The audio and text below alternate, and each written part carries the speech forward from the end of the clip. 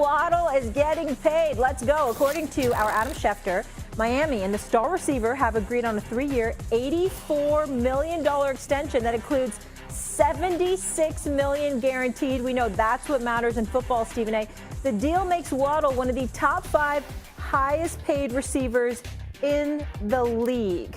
All right, Stephen A., what do you think about this deal? I'm happy for him. He deserves to get paid. He's got no resistance from me. This is one of the electrifying receivers in the National Football League. The way him and Tyreek Hill feed off of one another makes them incredibly potent. I think they need another bigger receiver that would be helpful, somebody that's going to be highly productive for them at the tight end spot, highly reliable. And I get that, too, because they got a quarterback that needs their greatness, their skill set.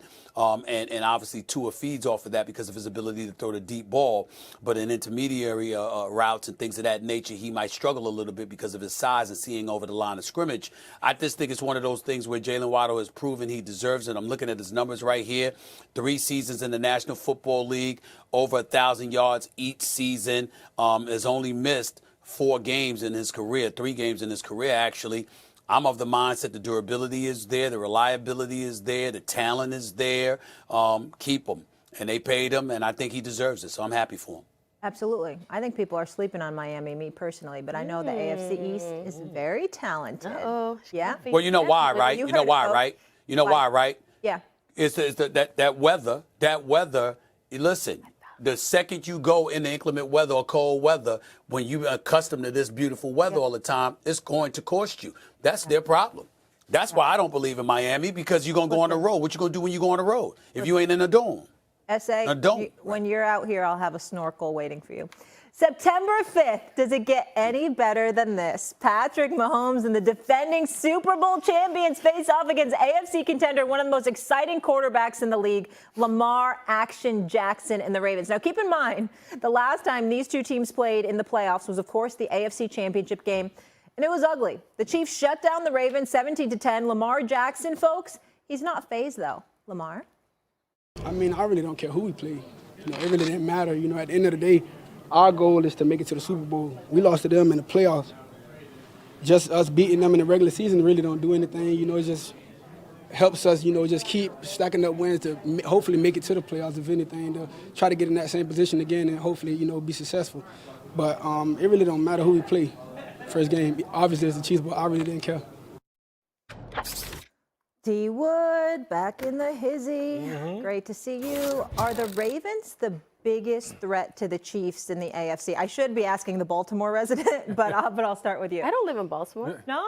I feel like you. I'm not saying where I live now. I feel like Baltimore and Cleveland. I'm always, I'm always like the AFC North Queen. Yes. I know where AFC you North, live. yeah. I was being facetious. Yeah. Do I spend a lot of time in Cleveland? Yes. No, for me, to answer your question, no, it's the Cincinnati Bengals. Okay.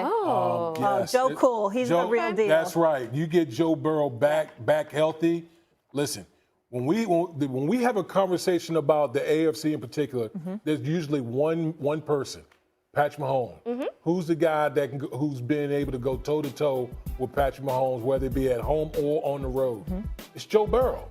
Okay? Get Joe Burrow healthy. Okay?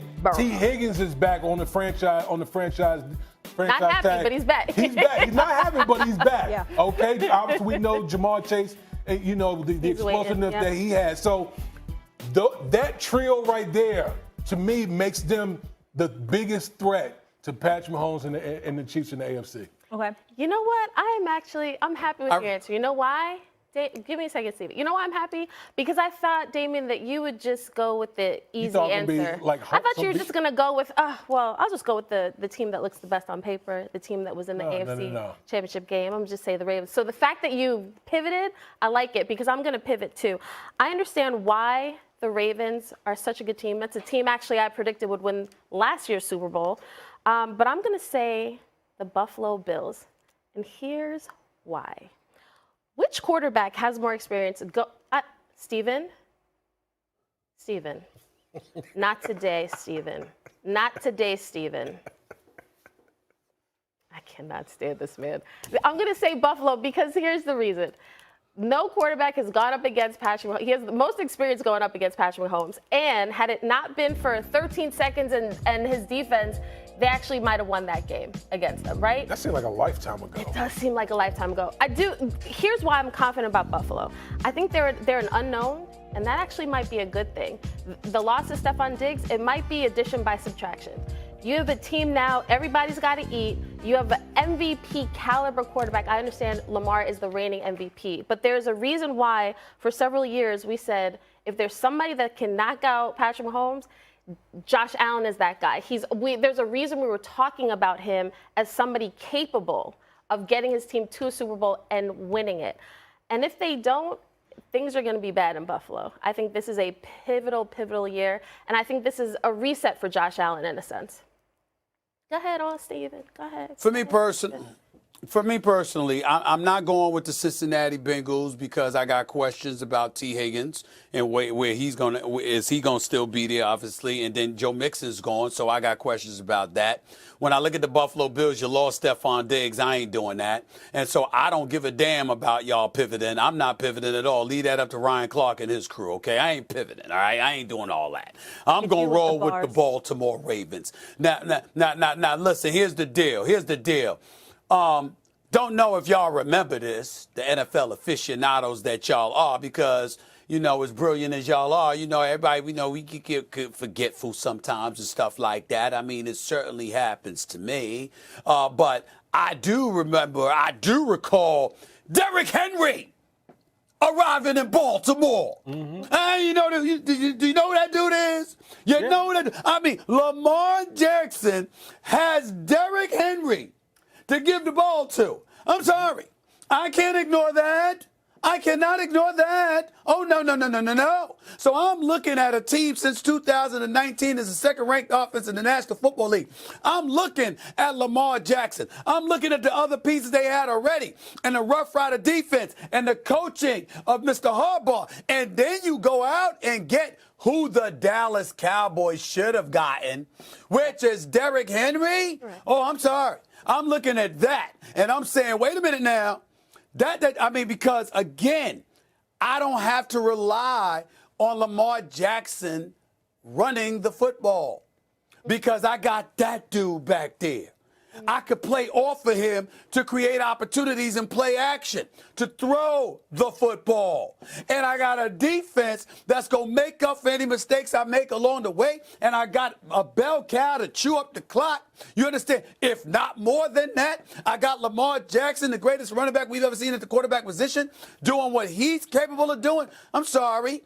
I don't need to pivot. I'm going to stay right where the hell I am. It's going to be the Baltimore Ravens. Okay, I hear you because right now Lamar, he's lost a lot of weight. Lamar at this point is skinnier than me. Like, he's going to be more elusive. He's going to be explosive, all that. I hear you. But, Steven, are you certain the Baltimore Ravens are even going to win their division? Are you sure about that? Excuse me. Are you sure? Excuse me. Sure? Are you sure? Hold on. I believe they are. Wait, I'm in the Stephen A seat, so hold on. Because since 2018, the division winners have been Baltimore. It won't go any higher. The division winners since 2018 in the AFC North have been Baltimore, Pittsburgh, Cincy, Baltimore. Just because they won it last year, this is nobody knows this division more than me. And they should be the favorite, but I don't know if they're going to come out of that division being the champions. Like that. A lot of losses on the defense. But let me get this straight. Come on, hold on. Talk about it. Dang. Hold on. But you know that Buffalo gonna win the AFC East with Keon Coleman and Curtis Samuel. We know that. He talking about your boy. You trying to talk about my Macy's brother? What are you doing? Yeah. Well, first of all. Hold on. Listen. I wish them they could play. I'm not calling them scrubs or anything like that. But ain't nobody Stephon Diggs yet.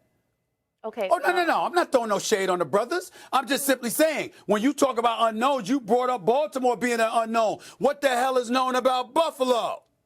No, sir. And didn't you start off the show saying on paper that the Jets could win the Super Bowl? No, I said if everything goes according to the Jets' plan and nobody gets hurt, literally nobody, they can win the Super Bowl because they're that talented. Wow. That's what we're doing. That's what we're doing. That's what we're doing. So it's a whole bunch of ifs up in there. So in other words, there's a qualifier with the Jets. get it? Regular. The plethora? The plethora. Oh, I think she's that's bringing what's that tripping them back? up. The You know what? plethora. You know what?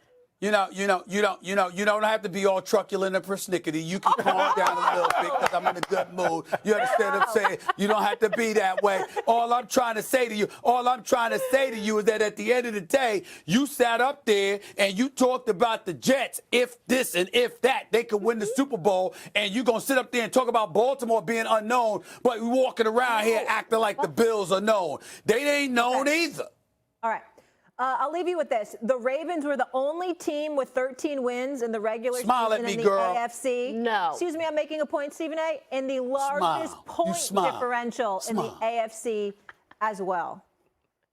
He wasn't listening. I know. Molly, by the way, Molly, You know what? it ain't just Kimberly I'm talking to. It ain't just Kimberly I'm talking to. You smile at me too, Molly. You smile at me too since you biting my colors. Smile at me, girl. Smile. Does he act that way? trying to Does he drop act that way knowledge. when he's in Miami? That's what it is. See, because he he's in can't Miami. act like that right here, because he's very far, and he's got his little Miami Vice outfit on. He think he fly. You know. You know what? You know what, guys? I'm calling it. He's gonna miss us soon. He's gonna be walking up to studio. What's happening right now?